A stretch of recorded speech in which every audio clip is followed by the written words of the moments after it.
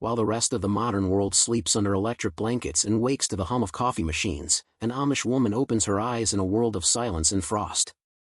It's 4:30 a.m., and her home is colder than a refrigerator. Her breath clouds the air as she slips from beneath a quilt stitched by her grandmother's hands.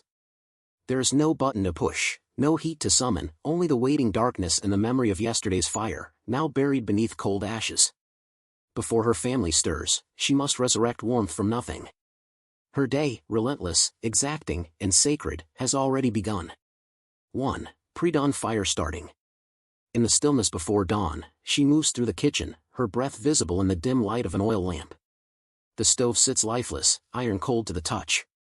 With practiced hands, she builds a small pyramid of kindling, each stick placed with precision learned over decades. 1 match. That's all she allows. Wasting even a single one means wasting money, and in her world, nothing is wasted. When the flame catches, she leans close, coaxing it gently until orange light flickers across the walls.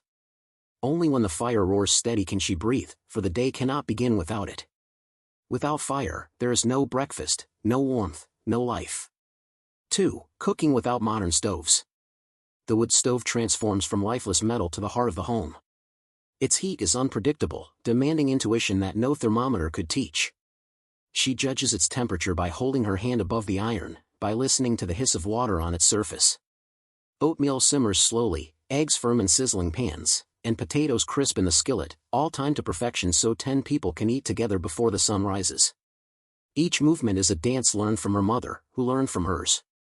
Her daughters watch closely, knowing one day they too will cook entire meals by instinct, by feel, by firelight.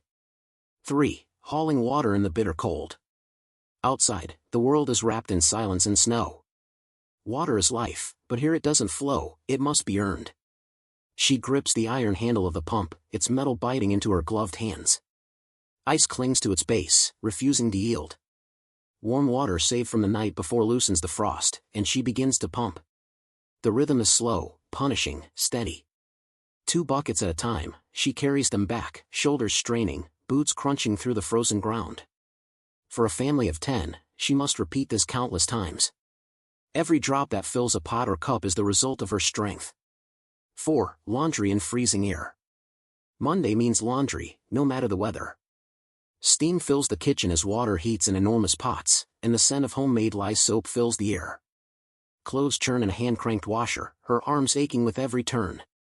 Outside, the garments freeze solid within minutes, hanging stiff as boards. By afternoon, the sun softens them enough to bring inside for final drying near the fire.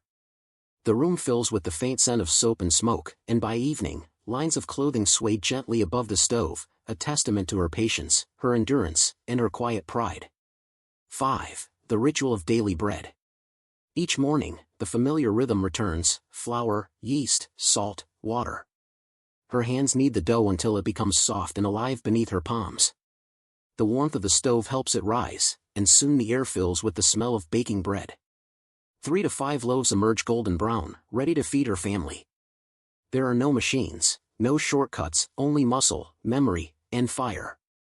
Every loaf she bakes saves dollars they do not have to spend, turning her labor into sustenance and her patience into economy. Bread, for her, is not just food, it is survival made visible.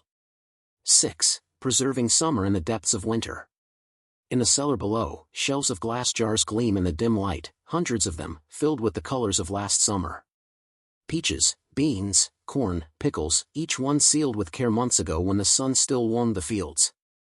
Every morning she descends into this cold, earthen room to choose that day's provisions. She touches each jar, remembering the day it was canned. The oldest must be used first, nothing may spoil.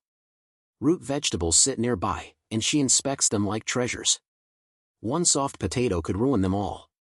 In this world, waste is sin, and foresight is everything. 7. Sewing and mending by lamplight. As the sky darkens and the wind howls outside, the needle begins its quiet work. The steady rhythm of the treadle sewing machine fills the room, a heartbeat in the night. Each stitch repairs, renews, preserves. Children's pants lengthened, dresses patched, shirts resewn. Nothing is thrown away, for every thread holds value. Her daughters sit beside her, sewing doll clothes, mimicking the same gestures. They are learning not only skill but identity. The patterns they use are ancient, passed down unchanged, binding generations together in fabric and faith. 8. Guarding the home's warmth. The wood stove's glow must never die. Every hour, she checks the fire, feeding it carefully. Too much, and fuel runs short; too little, and frost creeps in. Wood and coal are precious, measured like gold through winter's long months. Bedrooms remain unheated, and the family sleeps beneath piles of quilts, breath visible in the dark. Comfort is not the goal, endurance is. Warmth is earned through labor, and frugality is virtue. When supplies dwindle, she rations heat, gathers everyone into one room, and prays the woodpile will last until spring. 9. Raising children in the cold. Her youngest stirs near the fire, wrapped in blankets. She moves the cradle closer, close enough to feel warmth, far enough to avoid danger. Bath time comes once a week, a ritual of steam and laughter that takes hours of preparation. The water, heated over the stove, is precious. Each child takes their turn quickly before it cools. Morning routines are chaos wrapped in discipline, dressing children in layers, brushing teeth with icy water, packing lunches, and sending them out to school in the snow. There is no complaint, only motion. Her strength holds the entire household together. 10. The long descent into night. After supper, when the last dish is washed in water gone lukewarm, she prepares for tomorrow. Bread dough rests beneath a cloth, lunches are half made, and the fire is carefully banked for the night. Upstairs, the children huddle beneath quilts, whispering prayers into the dark. She checks each bed, tucks in each blanket, places hot stones at their feet. Finally, she allows herself a moment, just one, to breathe. Her hands are cracked, her back aches, and her body hums with fatigue.